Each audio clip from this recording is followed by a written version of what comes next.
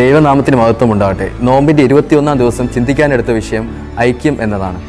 ആദ്യമായി ദൈവ സാന്നിധ്യമാണ് ഐക്യം. ഐക്യം എന്ന ആശയം മനുഷ്യന് നൽകിയത് ദൈവമാണ്. ഐക്യതയാണ് ഏറ്റവും വലിയ ശക്തി. സങ്കീർത്തനം 133:1 പറയുന്നത്, ഇതാ സഹോദരന്മാർ ഒത്തൊരുമിച്ച് വസിക്കുന്നത് എത്ര ശുഭവും എത്ര മനോഹരവും ആകുന്നു. ഒരു വീട്ടിലെ സഹോദരന്മാർ ഐക്യതയോടെ ഇരുന്നാൽ ആ വീട് ഏറ്റവും ശുഭകരമായിരിക്കും. ഏദൻ തോട്ടത്തിൽ ആദാമിനോട് ചേർന്ന് പ്രവർത്തിക്കാൻ ദൈവം ഹവ്വയെ നൽകി. അതായത് മാതാപിതാക്കളും മക്കളും ഒന്നിച്ചു നിന്നാൽ അവർക്ക് വലിയ കാര്യം നേടിയെടുക്കാൻ സാധിക്കും. മറിച്ചാണെങ്കിലോ ആ ഭവനം ഛിന്ന ഭിന്നമായി പോകും. സാത്താൻ്റെ വലിയ തന്ത്രമാണ് ഭിന്നിപ്പിച്ച് ജീവിക്കുക എന്നത്. ഐക്യത തകർന്നാൽ സാത്താൻ ജയിച്ചുവെന്ന് പറയാം. സ്നേഹത്തിലൂന്നിയ ഐക്യമാണ് ആവശ്യം. സ്നേഹമുണ്ടാവുമ്പോൾ എല്ലാം ക്ഷമിക്കാൻ കഴിയുന്നു, സ്വാർത്ഥത വെടിയുന്നു. എല്ലാം വിശ്വസിക്കാനും എല്ലാം ക്ഷമിക്കാനും കഴിയുന്നു. നാം പരസ്പരം സ്നേഹിക്കാതെ വിഭാഗ്യത വളർത്തുമ്പോൾ നാം ക്രൂശിലെ സന്ദേശം മറക്കുന്നു. ദൈവമക്കൾ സ്നേഹത്തിനും ഐക്യത്തിനും ജീവിക്കണം. രണ്ടാമതായി ആത്മാവിൻ്റെ സാന്നിധ്യമാണ് ഐക്യം.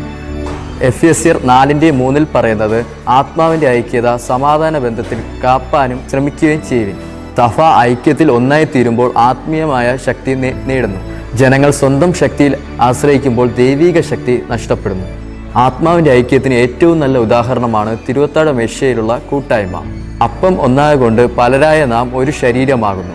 നാം എല്ലാവരും ഒരേ അപ്പത്തിൽ അംശികളാകുന്നുവല്ലോ.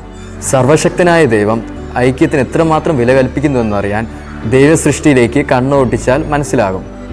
ഐക്യത്തിന് ഉദാഹരണമായി ഇപ്പോൾ ഒരു വ്യക്തി തനിയെ ഉയർത്തുന്ന ഒരു ഭാരത്തിന് പരിധിയുണ്ട്. എന്നാൽ 2 പേർ ഒന്നിച്ചാലോ ഇതിൻ്റെ ഇരട്ടിയിലധികം ഭാരം ഉയർത്താൻ സാധിക്കും. നമുക്കെല്ലാവർക്കും വളരെ അറിയാവുന്ന ഒരു കോമൺ ആയിട്ടൊരു കഥയുണ്ട്.